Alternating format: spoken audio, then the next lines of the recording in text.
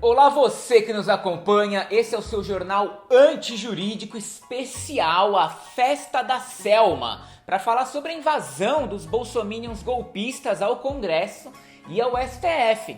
Festa da Selma, porque esse foi o código que eles usaram nos grupos de Zap Zap para planejar essa invasão. Ao que tudo indica, Selma é uma alusão à selva, um clássico grito de guerra dos militares.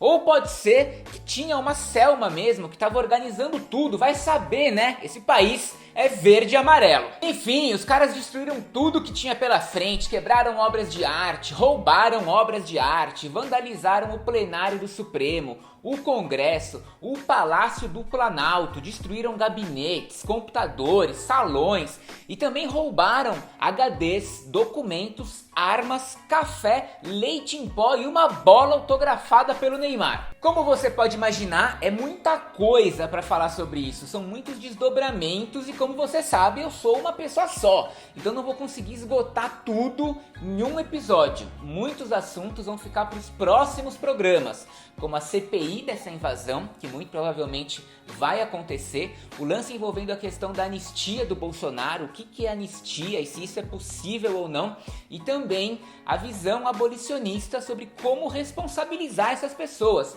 coisas que vocês estão me cobrando loucamente e com razão. Portanto, esse é um episódio para falar sobre essa invasão, sobre o Ibanez, sobre o que é uma intervenção federal, sobre quais crimes esses golpistas vão responder, incluindo aí, quem sabe, até terrorismo, mas essa bola ainda está muito dividida e eu vou explicar por quê.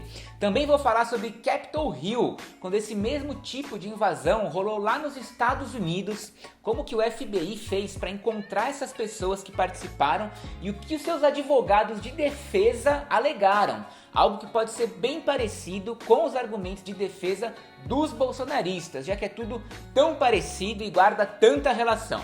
Mas antes de começar, como sempre, já deixo aqui o meu super agradecimento a todos que mantêm esse canal de pé, tanto por meio do Apoia-se, com quanto quiser, pelo tempo que quiser, como também através do nosso Pix, o jornal antijurídico@gmail.com, um valor isolado dentro do que é possível, confortável ou simbólico para você e também fazendo parte do canal, se tornando um membro aqui mesmo no YouTube com o valor de R$ 4,99 por mês, o que dá aí uns 15 centavinhos por dia. Então, sem mais delongas, roda aí a vinheta da depressão.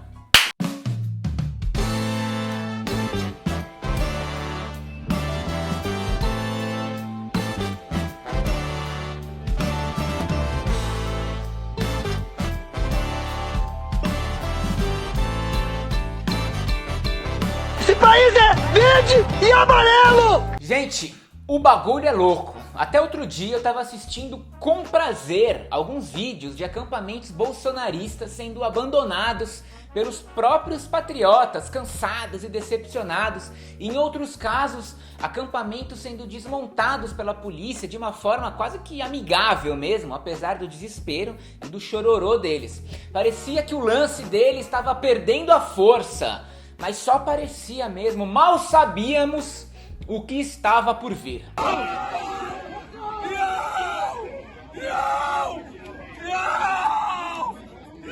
favor, não! Mentira, a gente sabia o que estava por vir sim. Eu que sou um cara padrão em relação a acesso à informação, tipo, eu leio os jornais na internet. Não tenho contatos na política, não tenho fontes no Congresso, eu só tento me manter informado e ligar os pontos. E só de fazer isso, eu já tinha alertado sobre a possibilidade de algo assim acontecer no Brasil, quando algo assim aconteceu nos Estados Unidos. Falei sobre isso há mais de um ano no episódio Capitol Hill e o abolicionismo penal. E não contente, falei de novo sobre essa possibilidade há 4 meses no episódio Eleições, Militares e Golpe. Em suma, tô dizendo isso não para ser aquele clichê do eu avisei, muito embora eu avisei, mas sim para mostrar que dava para esperar que uma invasão desse naipe iria acontecer no Congresso ou no STF. Era uma crônica de terrorismo anunciado. E se não bastasse, também é pública e notória a relação entre a família Bolsonaro e o Steve Bannon, que foi o estrategista-chefe do Trump.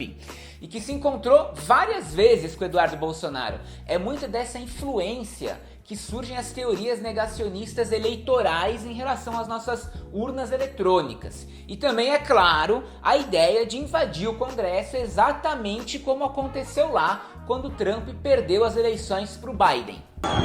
Vamos! Vamos!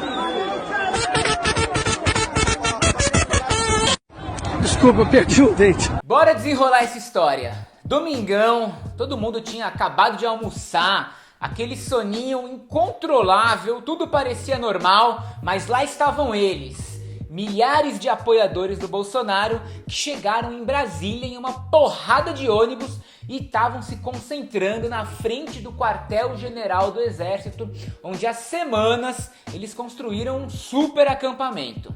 Uma vez concentrados lá, a multidão começou a se deslocar para a esplanada dos ministérios, um trajeto aí de uns 8 quilômetros, e tudo isso escoltada pela Polícia Militar do Distrito Federal, que, diga-se de passagem, é a mais bem paga do Brasil. Recebem ali em torno de R$ 9.700, contra a média das PMs do resto do país, que fica em torno de R$ 6.000. Por que eu te dei essa informação? Também não sei, mas faça bom proveito.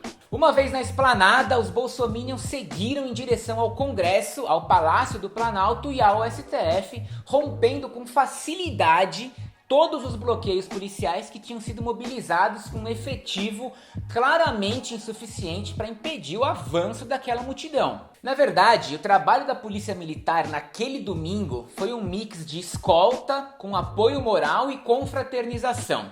Temos cenas deles conversando e filmando a manifestação e até mesmo sinalizando para os golpistas entrarem no Congresso.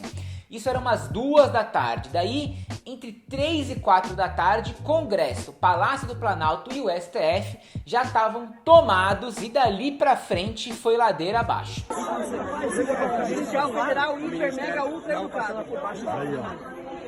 É mole? Será que estamos certos? Brasil! Uma vez lá dentro, vocês viram o que rolou, né? Não preciso listar tudo que foi destruído, quebrado, vandalizado ou furtado.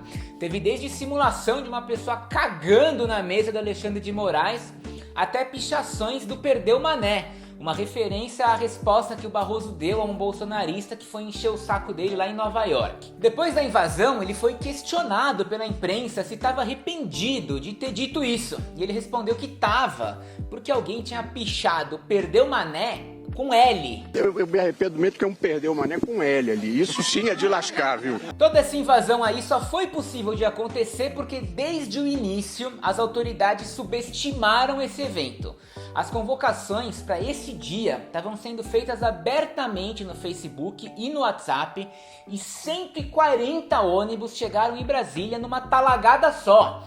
Tipo, tanto subestimaram quanto demoraram para mobilizar agentes de segurança. E isso inclui também o Flávio Dino, que podia ter chamado a Força Nacional muito antes de tudo isso acontecer, né? Vamos combinar. E outra, né? Para além de subestimar e demorar para reagir, o que certamente contribuiu para tudo isso foi ter deixado de pé o tal acampamento deles, que foi a base para tudo isso acontecer. Eles literalmente tinham uma base, eles tinham um QG. Um QG que já tinha razões mais do que suficientes para ter sido desmontado, principalmente depois do dia 12 de dezembro, quando os bolsonaristas tacaram fogo em Brasília após a prisão do tal cacique Sererê.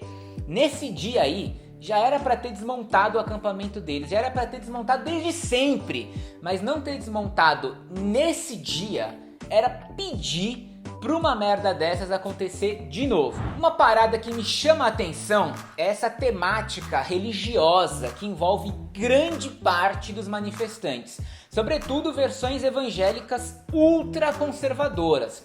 São várias cenas deles orando dentro do STF, orando na frente da polícia, a cena do mano com a Constituição e embaixo uma mulher com a bandeira de Israel e tantas outras filmagens que mostram eles cantando hinos famosos do universo pentecostal, como a harpa cristã, enquanto invadiam o Senado. Isso é algo que eu, particularmente, ainda estou estudando para tentar compreender mesmo esse processo todo de mobilização que mistura golpe de Estado com batalha espiritual. Isso tem uma potência narrativa muito forte que se junta também à ideia de que existe um plano em curso. Você só precisa acreditar e obedecer. Batalha espiritual, golpe de estado, plano secreto em curso, teorias conspiratórias, mais uma vez, é tudo muito semelhante ao QAnon dos Estados Unidos. E não é à toa que as consequências disso também são muito semelhantes. É por isso que mais pra frente, nesse episódio, eu vou voltar para os Estados Unidos para comparar ainda mais essas coisas. Irmão, os caras estão querendo virar o prato aqui, doido. Botando força lá pra virar o prato. É, meu amigo, confusão. Mais tarde, nesse mesmo dia, o Ibanez Rocha gravou um vídeo pedindo desculpas pro Lula e colocando a culpa no exército, que devia ter acabado com esse acampamento bolsonarista, mas não o fez. Na sequência, a Advocacia Geral da União pegou esse pedido de desculpas dele, limpou a bunda e protocolou pro Xandão um pedido de afastamento do Ibanez por 90 dias, coisa que o Xandão concedeu em menos de 24 horas. Na sua decisão, ele argumentou o óbvio, de que a escalada de violência dos bolsominions só ocorreu porque existiu anuência ou até mesmo participação das autoridades competentes pela segurança e inteligência, uma vez que a organização dessa manifestação já era um fato público. Alexandre de Moraes também aproveitou a deixa e determinou que o acampamento deles fosse finalmente desmontado. Então, como governador responsável pela polícia militar, não dá para você simplesmente pedir desculpas pelo que aconteceu. Desculpa é algo que você pede quando a pessoa quer um café com açúcar e você traz um café com adoçante. Daí você pede desculpa. Não tem como pedir desculpa depois que a sua polícia escoltou os manifestantes até a esplanada e a seguir, de bloqueio em bloqueio, ofereceu pouco ou nenhuma resistência. E mais, antes de tudo isso, permitiu por todo esse tempo a existência de um acampamento que foi fundamental para a organização e para a mobilização deles. Para deixar tudo ainda mais alto astral, o Lula meteu uma intervenção federal para delírio dos patriotas que não entenderam nada, porque somos nós que pedimos isso, Como assim? Mas afinal, o que é uma intervenção federal? Vou explicar da forma menos insuportável possível, beleza? A intervenção federal está prevista na Constituição, no artigo 21, que diz que compete à União. Daí esse artigo vai listar tudo que compete à União, ou seja, que é competência da União. União é o governo federal, certo? Pois bem, compete à União 1. Manter relações com estados estrangeiros e participar de organizações internacionais. 2. Declarar guerra e celebrar a paz. 3. Assegurar a defesa nacional. 4. Permitir, nos casos previstos em lei, que forças estrangeiras transitem pelo território nacional ou nele permaneçam temporariamente. 5. Decretar o estado de sítio, o estado de defesa e a intervenção federal. Tá aí ela! A intervenção federal no inciso 5 do artigo 21 da Constituição, que tem tipo 26 incisos. A sorte é que ela é a quinta, então não precisei ler todos. Mas se você tá curioso, o resto fala que compete à União manter os correios, emitir moeda, explorar a energia nuclear, mil fitas, mil tretas completamente aleatórias. Agora que você viu o artigo 21 e aprendeu que compete à União decretar uma intervenção federal, bora pro artigo 34 para descobrir quando que o governo pode decretar essa caralha de intervenção federal, em quais casos que isso é possível, e eu prometo, ou não, que vai ser o último artigo que eu leio nesse episódio. Artigo 34 da Constituição. A União não intervirá nos estados nem no Distrito Federal, exceto para 1. Manter a integridade nacional. 2. Repelir invasão estrangeira ou de uma unidade da federação em outra. 3. Por termo a grave comprometimento da ordem pública. Por termo é por fim a grave comprometimento da ordem pública. Para que facilitar o português se você pode complicar, Existem mais 4 incisos nesse artigo, mas eu vou parar por aqui porque são incisos muito chatos. Mas em resumo, uma intervenção federal pode acontecer, por exemplo, quando um estado se declarar independente e tentar sair do Brasil, o que não seria ruim, a depender do estado, na minha opinião. Intervenção federal também pode acontecer quando o país está sendo invadido por outro, ou quando um estado resolve invadir outro, ou quando deu ruim em alguma área do governo, por exemplo, segurança pública, como aconteceu no Rio de Janeiro em 2018, durante o governo golpista do Temer. A base para essa intervenção federal lá no Rio foi o inciso 3 do artigo 34, por termo a grave comprometimento da ordem pública. Eles alegaram isso no que se refere à segurança pública. Violência nas alturas, guerra às drogas bombando, índices de homicídios altíssimos. Bora fazer uma intervenção federal na segurança pública para resolver isso. Então meteram o exército na favela, helicóptero, tanque de guerra, aquele show todo lá e no fim, você se lembra, não resolveu porra nenhuma. O Rio de Janeiro continua lindo, o Rio de Janeiro continua sendo. O Lula, para essa intervenção federal, ele usou esse mesmo inciso aí, por termo a grave comprometimento da ordem pública.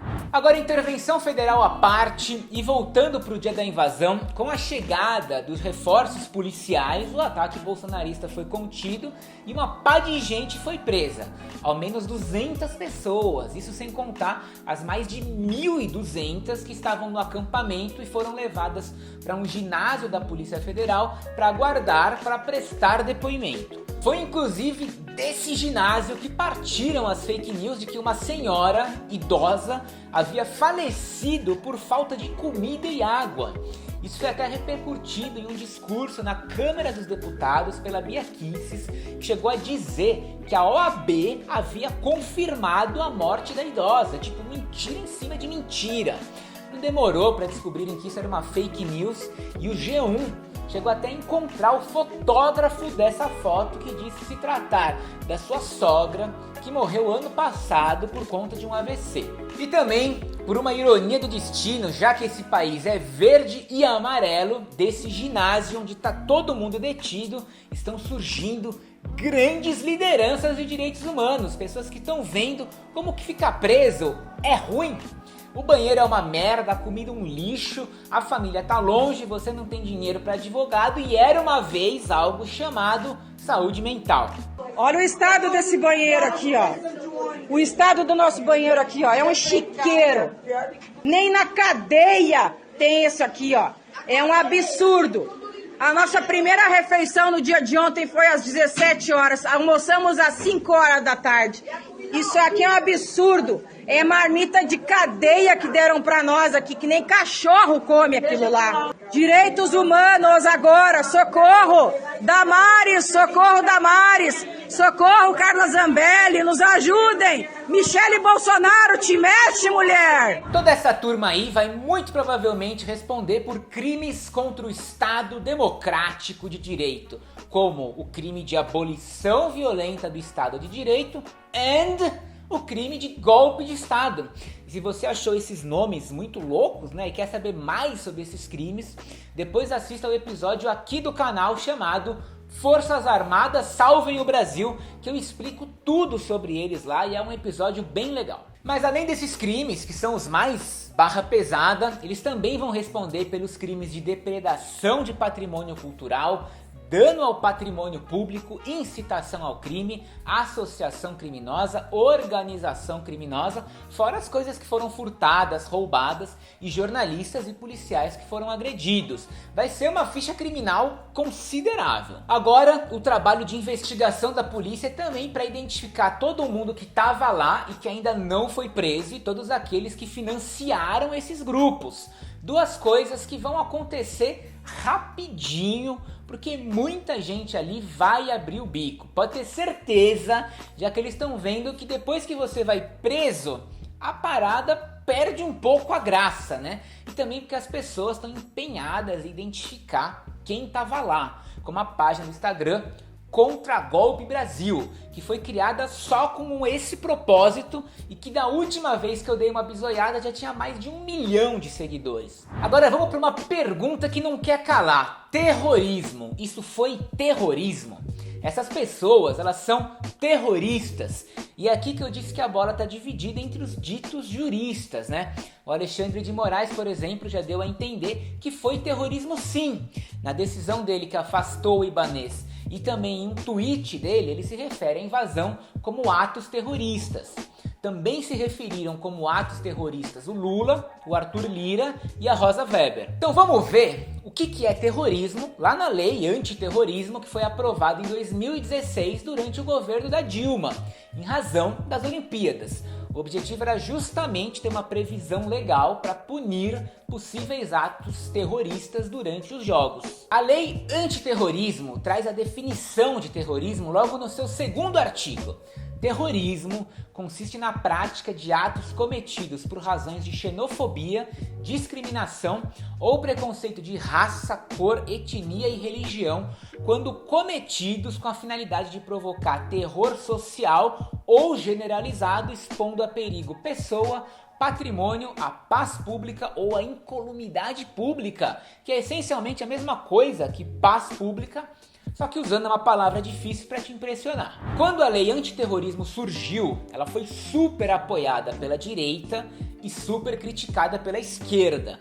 Porque nesse artigo aí que eu acabei de ler, que define o terrorismo, além de atos cometidos por razões de xenofobia e preconceito de raça, religião, etc., também estava lá motivação política.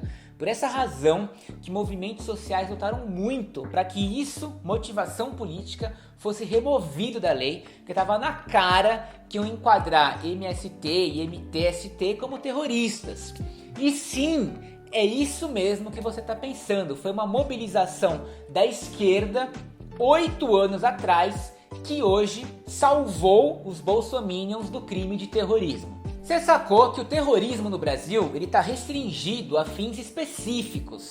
Por mais que eles provocaram sim terror social generalizado, agrediram pessoas, tacaram fogo, quebraram obras de arte e tudo mais, as razões disso foram políticas, certo? Pode ter certeza que tinham pessoas racistas e xenofóbicas lá no meio, mas o motivo daquilo tudo foi político. Sendo assim, apesar de no direito existir todo tipo de malabarismo jurídico para encaixar qualquer interpretação dentro de qualquer coisa, é sim um mundo mágico e fantástico, eu acho que será mais fácil e mais provável que eles acabem nos crimes de golpe de Estado e abolição violenta do Estado Democrático de Direito, que são sim crimes políticos, o que não te impede de chamar eles de terroristas. O direito ele não tem o monopólio da língua, né? Inclusive o Randolph até sugeriu que essa CPI seja chamada de CPI do terrorismo. Agora que a gente viu aí todos os crimes que os golpistas podem ser acusados, eu acho massa a gente fazer um paralelo lá com os United States of America e a invasão do Capitólio, pra gente ver como é que foram as investigações e o que aconteceu com as pessoas que foram processadas. Assim como vai rolar no Brasil, grande parte da investigação dos American People foi em torno de investigar quem é que estava participando dessa invasão, e para isso eles usaram as imagens feitas pelos próprios invasores. Para você ter uma ideia, o FBI considerou essa a maior investigação da história. Os caras assistiram mais de 30 mil vídeos, somando aí 20 mil horas de filmagens, e foram capazes de identificar e acusar 964 pessoas, das 2.000 que eles estimam que invadiu o Capitólio. Tinha muito mais gente em volta e tal, mas em torno de 2.000 de fato invadiram e quebraram tudo lá dentro. Ou seja, nesses 2 anos de investigação, eles pegaram quase metade dos invasores. Desses 964 acusados, 465, de novo, pouco menos da metade, se declararam culpados em acordos de plea bargain, algo que rola muito por lá. Fazer um acordo assumindo a culpa para evitar um julgamento e uma pena que poderia ser muito maior.